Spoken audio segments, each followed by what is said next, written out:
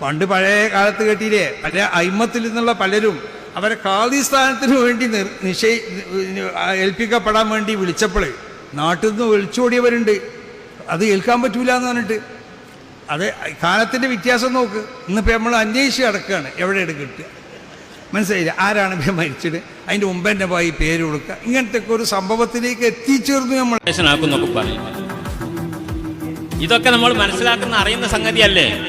ആവാൻ പറ്റുമോ? ഒരു ഖാദിന്റെ നിയമം എന്താ? മുജ്തഹിദാവണം എന്നാണ് നമ്മളൊക്കെ പഠിക്കുന്നത്. ആദ്യം തന്നെ എടുത്തു നോക്കിയാൽ അതിന്റെ ഷുറൂത്തുൽ ഖാദിയിൽ ഒന്നാമത് പറയുന്നത് മുജ്തഹിദാവണം. ഇതൊക്കെ നമുക്ക് അറിയാഞ്ഞിട്ട് നമ്മൾ പറയാത്ത എന്തുകൊണ്ടാണെന്ന് ചോദിച്ചാൽ ചിലരൊക്കെ ആയണെങ്കിൽ നമുക്ക് കുഴപ്പമൊന്നും ഉണ്ടാക്കണമെന്ന് ഞാൻ പറയാണ്ടൊക്കെ. മുജ്തഹിദ് എന്ന് പറഞ്ഞാൽ എന്താ? ഖുർആൻ ഹദീസൊന്നും കണ്ടുപിടിക്കാൻ പറ്റിയവർ, നിയമങ്ങൾ കണ്ടുപിടിക്കാൻ പറ്റിയവർ, സാധാരണ മലയാളമല്ല. ഞാനൊന്നും അതിൽ പെടൂല,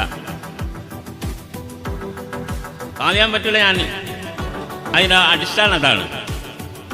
പിന്നെ എന്തെങ്കിലും കിതാബൊക്കെ നോക്കി തിരിയാൻ പറ്റുന്നവർ, അതില്ലെങ്കിൽ ആ സ്ഥാനത്തേക്ക് വോട്ടടക്കാം വേണമല്ലോ. കാരണം അവർക്ക് അതിനെ സംബന്ധിച്ചിടത്തോളം എന്ത് വേണം? അയാളുടെ മുമ്പിൽ വരുന്ന പ്രശ്നങ്ങൾ പരിഹരിക്കാനുള്ള വിവരം അദ്ദേഹത്തിന് വേണ്ടേ? അങ്ങനെ ഉണ്ടെന്ന് അവരും അവകാശപ്പെടുന്നില്ല. അതാണ് അതിന് ഏറ്റവും വലിയ രസം. അങ്ങനെ മുമ്പരൊക്കെ കിതാബ് ഓതിയ ആളാണ്, അല്ലെങ്കിൽ അങ്ങനത്തെ ആളാണ്, ഇങ്ങനത്തെ ആളെന്ന് ആരും പറയുന്നൊന്നുമില്ല. ഞാൻ ഇവരല്ല, എനിക്ക് കളിയാവണം, ആക്കിക്കൊള്ളി എന്ന് പറഞ്ഞപ്പോൾ എന്താ കാട്ടുക? അതിനാക്കാൻ കുറേ തയ്യാറും കുറേ ആൾക്കാർ തയ്യാറാണ്, രാഷ്ട്രീയ പേരിലും മറ്റുമൊക്കെ ആയിട്ട്. അതിന് നമ്മളെ കൂടെ നിന്ന് കുറേ ആൾക്കാർ കൂടിക്കൊടുക്കുകയാണ്. ഉമർ ഫൈസി മുക്കത്തിന്റെ ആരോപണം അതിരൂക്ഷമായ വിമർശനമാണ്. എങ്ങനെയാണ് അതിനെ കാണുന്നത്? ബഹുമാനപ്പെട്ട ഉമർ ഫൈസി സമസ്ത കേരള ജമിയത്തുലമയുടെ ജോയിന്റ് സെക്രട്ടറിയാണ്. പക്ഷെ അദ്ദേഹം സെക്രട്ടറിയെ പോലും മറികടന്ന് ജനറൽ സെക്രട്ടറിയെ പോലെ പെരുമാറുന്നു എന്നൊരു പരാതി ഇപ്പോൾ നമ്മൾക്കിത് കേൾക്കുമ്പോൾ തോന്നുന്നുണ്ട്. ഞാനും അദ്ദേഹവുമായി വളരെ അടുത്ത വ്യക്തിബന്ധമാണ്, നല്ല സൗഹൃദം പുലർത്താൻ അറിയുന്ന വ്യക്തിയാണ്, തന്ത്രജ്ഞനാണ്. അതൊക്കെ നമ്മൾ അംഗീകരിച്ചു. പക്ഷെ ഇപ്പോഴും അദ്ദേഹം പരസ്യമായി പറഞ്ഞിട്ടുള്ളത് സാദിഖ് അലി ശിഹാബ് തങ്ങളെ ഖാദിയാക്കാൻ പറ്റില്ല എന്ന്.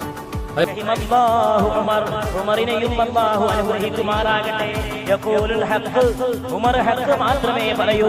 ഉമറിന്റെ നാവിന്റെ തുമ്പത്ത് സത്യമാണ്. ഉമർ സത്യത്തിന്റെ നായകനാണ്.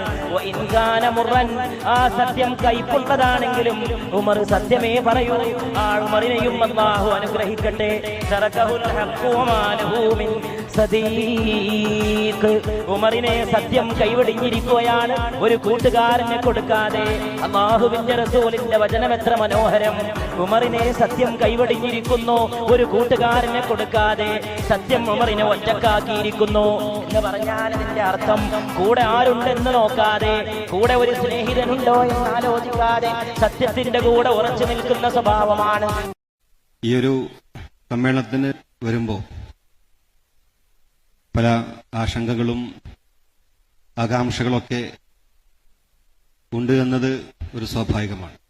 എന്റെ ധാർമ്മികപരമായ ഒരു ഉത്തരവാദിത്തമാണിത് എന്നുള്ള പൂർണ്ണ ബോധ്യമുണ്ടായതുകൊണ്ട് തന്നെയാണ് ഈ ഒരു പരിപാടിയിൽ ഞാൻ സംബന്ധിക്കുന്നത്. ഇത്ര മനോഹരമായ ഈ ഒരു പരിപാടി ഇവിടെ സംഘടിപ്പിച്ചപ്പോൾ ഇതിന്റെ സംഘാടകർ, ഇതിന്റെ നായകത്വം വഹിക്കുന്ന ഉദ്ലക്കോയ മദനിയും മജീദ് സലാഹിയും വന്നപ്പോൾ അത് ഞങ്ങൾക്ക് ഏറെ സന്തോഷമുണ്ടാക്കി. അത് ഞങ്ങൾക്ക് കൂടിയിട്ടുള്ള അംഗീകാരമാണെന്നാണ് ഞങ്ങൾ മനസ്സിലാക്കുന്നത്. അതുകൊണ്ട് ഈ സമ്മേളനത്തിൽ പങ്കെടുക്കുക എന്നുള്ളത് ആ ഒരു മുസൽമാനെ സംബന്ധിച്ചിടത്തോളം പ്രവാചക സല്ലല്ലാഹു അലൈഹി വസല്ലം തങ്ങൾ കാണിച്ചു തന്ന സുന്നത്തിന്റെ ഭാഗമാണെന്നാണ് ഞാൻ വിശ്വസിക്കുന്നത്. അതുകൊണ്ട് പള്ളി ഉദ്ഘാടനം ചെയ്യാനും പീഡിയ ഉദ്ഘാടനം ചെയ്യാനും ഓട്ടോറിക്ഷക്കാരനെ വിളിച്ചാൽ മതി. ഈ തങ്ങന്മാരെയും മൊയ്ലിയന്മാരെയും കത്തിവിരി നോക്കി നടക്കുന്നെന്തിനാ? ഓട്ടോറിക്ഷക്കാരൻ മുത്തക്കി, അവൻ രാവിലെ ഇറങ്ങും, സുബഹി നിസ്കരിച്ച് ദുആ നിസ്കരിച്ച് അവൻ ഇറങ്ങും. തിളങ്ങി നിന്ന ഒരു വ്യക്തിത്വമാണ് നിത്യ ഗുരു, നിത്യ ചൈതന്യയതി.